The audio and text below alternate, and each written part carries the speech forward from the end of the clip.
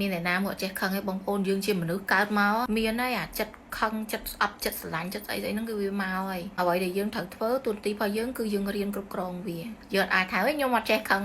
មានណាមកចេះខឹងអ្នកណាក៏ចេះខឹងដែរតែសំខាន់គេចេះគ្រប់គ្រងអារម្មណ៍គេចេះដាស់តឿនខ្លួនគេគេចេះប្រាប់ខ្លួនគេគេចេះបង្រៀនខ្លួនគេសូមឲ្យយើងជាមនុស្សម្នាក់ដែលចេះដាស់តឿនខ្លួនឯងប្រាប់ខ្លួនឯងណាហើយកុំធ្វើអីលឿនណាពួកកុំអាពេលខឹងគេថាអ្នកខ្លះខឹងអញ្ចឹងត្រូវធ្វើអីធ្វើពឹបចឹងអាហ្នឹងហើយវាធ្វើឲ្យយើងមានវិបដិសារីនៅពេលក្រោយអញ្ចឹងសូមកុំបង្កើតវិបដិសារីឲ្យខ្លួនឯងហើយដើម្បីកុំឲ្យយើងបង្កើតវិបដិសារីឲ្យខ្លួនឯងយើងត្រូវមានគោលការណ៍មួយចំនួនប្រាប់ខ្លួនយើងហ្មងថាចំណុចណាយើងគួរធ្វើចំណុចណាយើងមិនគួរធ្វើចំណុចណាយើងមានដែនកំណត់ត្រឹមប៉ុណ្ណា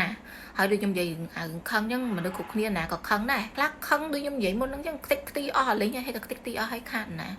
យើងខ្លួនឯងមុនគេហើយបន្ទាប់មកអ្នកជុំវិញយើងហ្នឹងអ្នកនៅក្បែរអ្នកនៅក្បែរហ្មងគឺត្រូវប៉ះពាល់ទាំងអស់គ្នាអញ្ចឹងសូមកុំឲ្យកំហឹងបំផ្លាញអ្វីដែលនឹងជុំវិញខ្លួនយើងហ្នឹងណាហើយណាមួយវាអត់នៅរហូតទេបងប្អូនខឹងតែតិចវាបាត់ហើយអញ្ចឹងបើវាគង់ឲ្យបាត់ដដែលយើងគ្រប់គ្រងវាហើយអាពេលដែលយើងខឹងហ្នឹងយើងទេដកហើមសិនណាគួយដកហើមបិទភ្នែកដកហើម3 4 5នាទីទៅដកមួយសន្ទុះចាដកមួយសន្ទុះហើយចាំយើងចាប់ផ្ដើមត្រូវឲ្យខ្លួនយើងរៀងត្រជាក់តិចហើយចាប់ផ្ដើមគិតថានឹងត្រូវធ្វើម៉េចណាហើយជាទូទៅពេលខឹងគឺកុំតន់អាគិតអីសម្រាប់ចិត្តអីមិនបាច់តន់ទេចាំពេលបាត់ខឹងចាំមកគិតចាព្រោះពេលខឹងគិតនាំរឿងក្តៅក្រហាយមកបន្តទៀតឡើយអញ្ចឹងកុំគិតអីទាំងអស់ចាំបាត់ខឹងចាំសម្រាប់ចិត្ត